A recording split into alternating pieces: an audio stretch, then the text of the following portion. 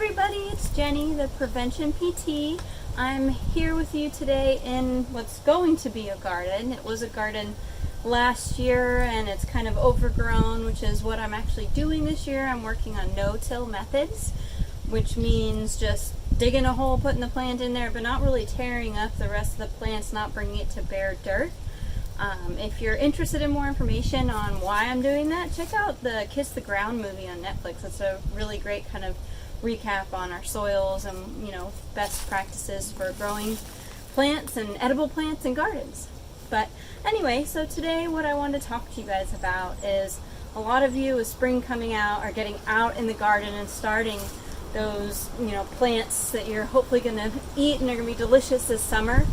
I'm sorry for the wind if it's a little windy, but what I want to talk to you about is kind of like the three big things that I would recommend to reduce your risk of pain and injury with your gardening, starting out especially in the springtime, but also throughout the summer you can use these techniques. Springtime is a really common time for us to get injuries in the clinic because you've been, cozied up on the couch all winter, not doing a lot of activity potentially, and then you get out and you start bending over, picking up a lot of heavy stuff, and that can cause issues with your low back, your knees, your shoulders. Those are really common ones. So today I'm just going to give you three kind of things to start to work on to help reduce your risk of injury and pain. Number one, and this is a close number one to number two, but number one I would say is work smarter, not harder. And I know that sounds really obvious, but for me especially, I tend to be like lazy and kind of dumb about how I do things. Instead of going and getting a tool that would actually make it easier, I don't want to waste that time, I'm just going to pick it up and manhandle it, and that's when I start getting, some aching and pain in my back or my shoulders. So one thing that I think is a really great kind of thing that you probably have if you've got a garden is if you want to pick up kind of a heavy pot with a lot of soil, especially over the winter, it's kind of compacted and probably a little dense and heavy, is instead of going and trying to just pick it up and manhandle it where you want it to be, is grabbing this handy dandy tool right here. Helps me so much in moving heavy stuff, especially in the garden.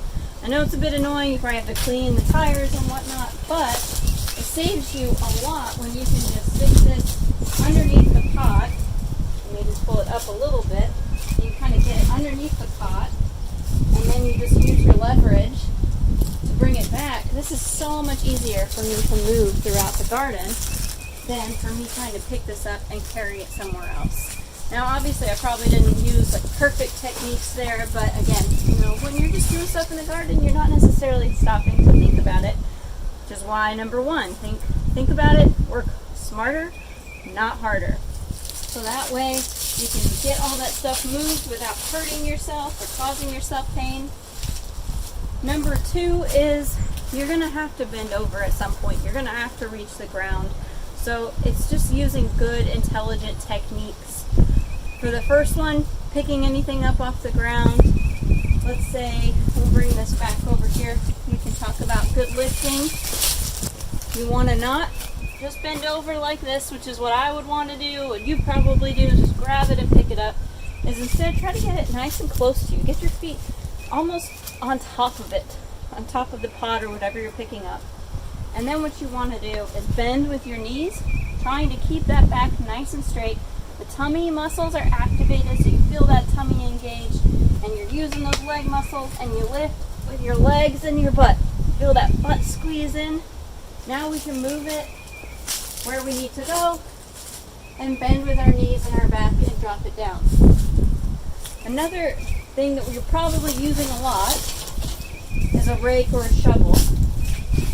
Raking is exhausting, and man, I have had my fair share of shoulder and back pain, and especially side pain after raking, because we tend to do kind of this number, pulling it back. But what you can do that actually, especially if you have a history of pain and injury, is just put it in front of you. Use those legs. Again, it may take you a little more time, but you're going to save yourself time laying on the couch in pain, which we talked about. Keep moving. That's not a good thing, but that happens sometimes. So just putting it out in front of you instead of doing that twisting motion, will help reduce your risk of pain and injury. One other thing that I want to talk about, number 3, is if you have the means and capability, consider doing raised beds instead of a ground garden.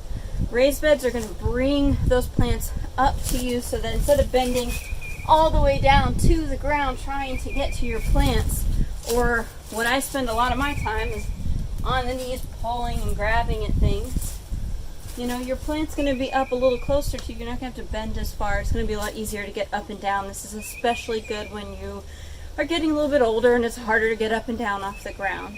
So, number 1, work smarter, not harder.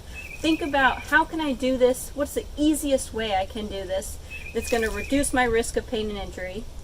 Number 2, practice good lifting techniques, and think about, instead of doing a bunch of repetitive motions, is trying to alter it so that you don't have to do a lot of twisting, or if you do, alternating back and forth with that rake. So instead of just using your dominant hand and doing that over and over, I almost already feel that in my back, is switching back and forth.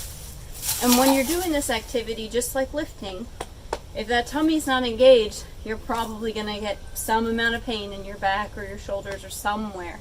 So always be thinking about not sucking in, but just a little tightness and activation in those muscles around your stomach. That's going to really save your back, and we can talk about that in another video. And number 3, consider raised beds if you can. If you have the capability, that's going to help keep you from getting up and down off the ground a bunch of times. If not, consider one of those knee pads, which I don't actually have. I need to pick up. Knee pads are really good because, man, it kills you getting down on the ground and sitting on your knees trying to pull weeds or clean up your plants, pulling squash bugs off your zucchini. All of that can be really exhausting. So knee pads or knee saver, anything like that. And then again, just trying not to do one thing for a long period of time. So try to max yourself out at 5 to 10 minutes doing the weeding, and then get up and do something else. That way you're working different muscles and you're not just overwhelming your body with one thing over and over. So that's it. Those are my 3 techniques. If you have any questions or any other things that you want me to go over about the garden, please let me know in the comments section, and like and subscribe to see more videos from me. I'm so excited to share as much content as possible, and of course to show you how this mess progresses into hopefully an actually successful garden throughout the summer. We'll see you next time.